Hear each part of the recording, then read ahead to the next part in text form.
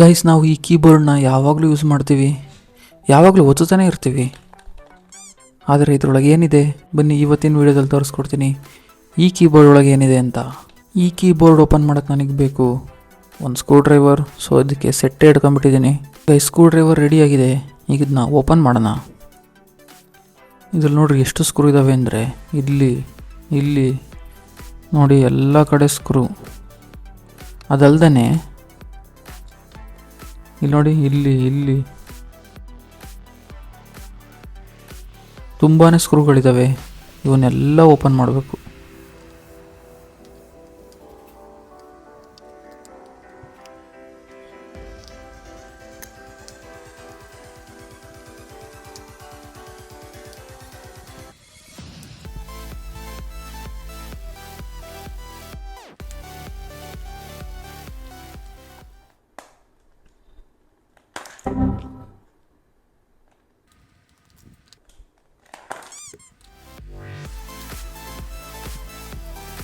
Guys, ಈಗ ಎಲ್ಲ screw ತೆಗ್ದಾಯ್ತು. ಇದನ್ನ ಓಪನ್ ಮಾಡೋಣ.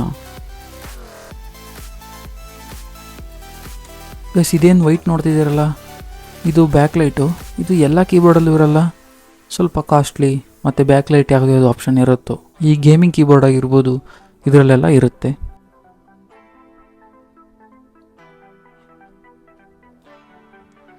ಗೈಸ್, ಇದೇನು ಪ್ಲಾಸ್ಟಿಕ್ ಶೀಟ್ ಕಾಣ್ತಿದೆಯಲ್ಲ, ಈ ಪ್ಲಾಸ್ಟಿಕ್ ಶೀಟಲ್ಲೇ ಎಲ್ಲ ರೆಸ್ಪಾನ್ಸು ರಿಸೀವ್ ಆಗುತ್ತೆ. ಸೊ ಇಲ್ಲಿ ನೋಡಿರಿ, ಇದೆಲ್ಲ ಬಟನ್ಸ್ ಆ ಕಡೆಯಿಂದ ಬಂದಿರೋದು. ಇದು ನೋಡಿ ಗೊತ್ತೀನಿ, ನೋಡಿ ಹಿಂಗೆ ವರ್ಕ್ ಆಗುತ್ತೆ.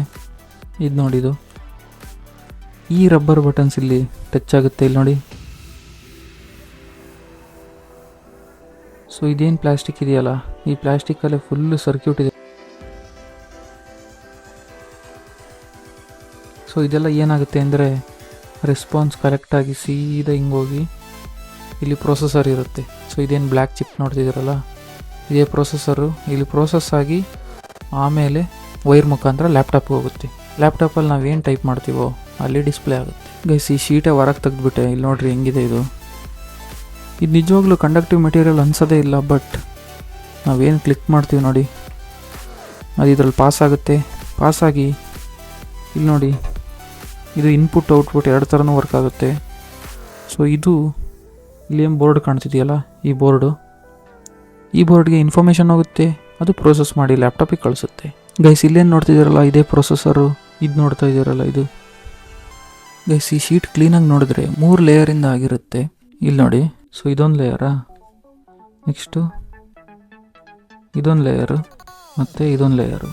ಸೊ ನೀವೇನು ಈ ಲೇಯರು ಮತ್ತು ಹೊರಗಡೆ ಲೇಯರು, ಈ ಏನು 2 ಹೊರಗಡೆ ಲೇಯರ್ ಇದೆಯಲ್ಲ, ಇದು ಕಂಡಕ್ಟಿವ್ ಲೇಯರ್ ಆಗಿರುತ್ತೆ. ಪ್ರೆಸ್ ಮಾಡ್ತೀವಲ್ಲ, ಸೊ ಕರೆಂಟು ಫಸ್ಟೇ ಈ ಲೇಯರಲ್ಲಿರುತ್ತೆ. ಇದು ಈಗ ಡೈರೆಕ್ಟಾಗಿ ಈ ಲೇಯರ್ ಥ್ರೂ ಸೀದಾ ಪ್ರೊಸೆಸರಿಗೆ ಕಳಿಸ್ಕೊಡುತ್ತೆ. ಮತ್ತು ಇದು ಸೆಂಟ್ರದ್ದು ಏನು ಕೆಲಸ ಅಂದರೆ, ಇದೊಂದು ಲೇಯರು ಕಂಡಕ್ಟಿವ್ ಲೇಯರು, ಇದೊಂದು ಕಂಡಕ್ಟಿವ್ ಲೇಯರು. ಎರಡು ಒಂದೇ ಟೈಮಲ್ಲಿ ಟಚ್ ಆದರೆ ರೆಸ್ಪಾನ್ಸು ತುಂಬ ಒಂದೇ ಸಲ ಬರುತ್ತೆ. ಸೊ ಅದಕ್ಕೋಸ್ಕರ ಅವಾಯ್ಡ್ ಮಾಡೋಕ್ಕೆ ಈ ಶೀಟ್ನ ಹಾಕಿದ್ದಾರೆ. ಏನು ಮಾಡುತ್ತೆ ನೋಡಿ, ಇದು ಕಂಡಕ್ಟಿವ್ ಲೇಯರ್. ಈಗ ಕಾಣ್ತಿದೆಯಲ್ಲ, ಈ ವೈರಲ್ಲ, ಇದೊಂದು ಟ್ರ್ಯಾಕು ಕಂಡಕ್ಟಿವ್ ಲೇಯರ್. ಇದು ಇಲ್ಲೊಂದು ಟ್ರ್ಯಾಕ್ ಇದೆಯಲ್ಲ, ಇದು ಕಂಡಕ್ಟಿವ್ ಲೇಯರು. ಸೊ ಇದು ಟಚ್ ಆಗಬಾರ್ದು, ಒಟ್ಟಿಗೆ ಟಚ್ ಆದರೆ ಏನೇನೋ ರೆಸ್ಪಾನ್ಸ್ ಬರುತ್ತೆ. ಸೊ ಅದನ್ನು ಅವಾಯ್ಡ್ ಮಾಡೋಕ್ಕೆ ಈ ಲೇಯರ್ ಹಾಕಿದ್ದಾರೆ. ಹಿಂಗೆ ಕೂರುತ್ತೆ. ಆಮೇಲೆ ಬಟನ್ ಒತ್ತದಾಗ ನೋಡಿ ಕರೆಕ್ಟಾಗಿ ಬಂದು ಇಲ್ಲಿ ಪ್ರೆಸ್ ಆಗುತ್ತೆ.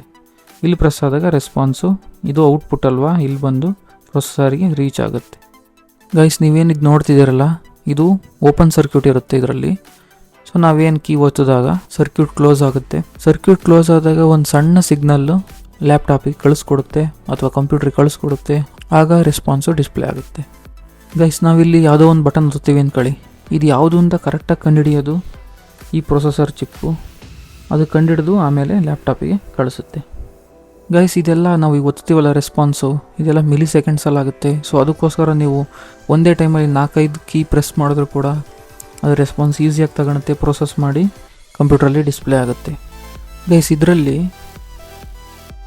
ನಾವೇನು ಕ್ಯಾಪ್ಸ್ ಲಾಕು, ನ್ಯೂಮ್ ಲಾಕು ಆನ್ ಮಾಡಿದಾಗ ಒಂದು ಲೈಟ್ ಬರುತ್ತಲ್ಲ, ಸೊ ಅದು ಇದರಲ್ಲೇ ಬರೋದು. ನೋಡಿ, ಇಲ್ಲೊಂದು LED ಇದೆ, ಇಲ್ಲೊಂದು LED. CAP ಅಂದರೆ ಕ್ಯಾಪ್ಸ್ ಲಾಕು.